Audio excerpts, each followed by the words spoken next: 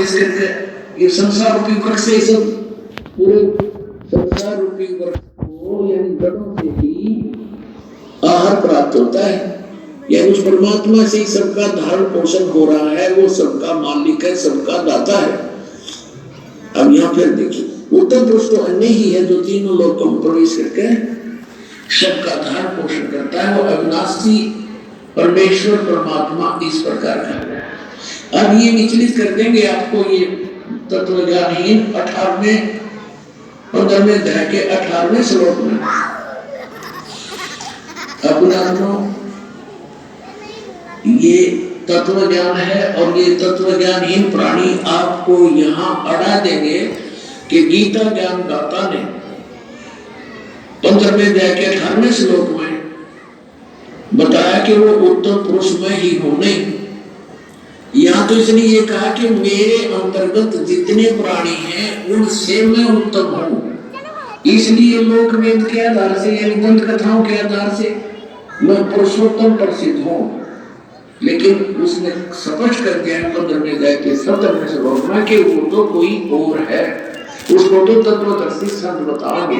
बस इतनी ये देखो इसका यहाँ अनुवाद है पर गीता अध्याय नंबर 15 का और श्लोक नंबर 18। क्योंकि मैं इसका अर्थ है यस्मात् स अतीत अहम अक्षरात् च उत्तम उत्तम अत्र अस्मि लोके वेदे।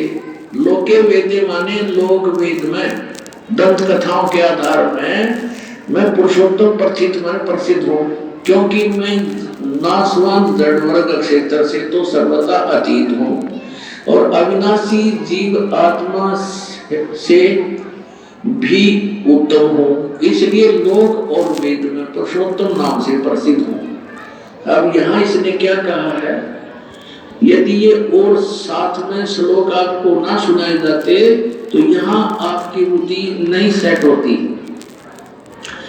ये कहता है कि मेरे अंतर्गत जितने भी प्राणी आते हैं, क्योंकि ये केवल 21 ब्रह्मांड का स्वामी है बैटरी लेवल और इसको सर्वपुरुष भी कहते हैं। तो ये कहता मेरे अंतर्गत जितने प्राणी हैं वो चाहे तो नासवान जड़ वर्ग है और चाहे अविनाशी जीवात्माएं हैं, उनसे मैं उत्तम हूँ, श्रेष्ठ हूँ। इसलिए इस दंत कथा के आधार से लोक वेद के आधार से मैं पुरुषोत्तम प्रसिद्ध हो रहा हूँ। वास्तव में पुरुषोत्तम उसने बता दिया कोई और ही है। और फिर 8वें अध्याय के श्लोक नंबर 1 के उत्तर में 8वें अध्याय के 3रे श्लोक में गीता ज्ञानदाता ने स्पष्ट कर दिया है कि वो परम अक्षर ब्रह्म है, वो परम अक्षर ब्रह्म है।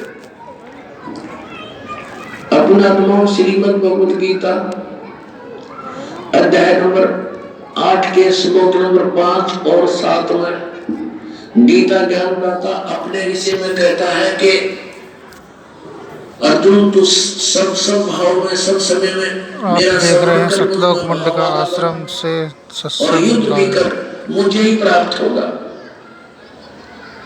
अब जहाँ आशा था बासा बड़ी मन कर वचन सुमरियो सोई। अब 8वें अध्याय के 8, 9, 10 में गीता ज्ञानदाता इन 3 श्लोकों में अपने से अन्य उस परम अक्षर ब्रह्म की शरण जाने को कह रहा है कि उसकी भक्ति करेगा तो उसको प्राप्त होगा। और अपने विषय में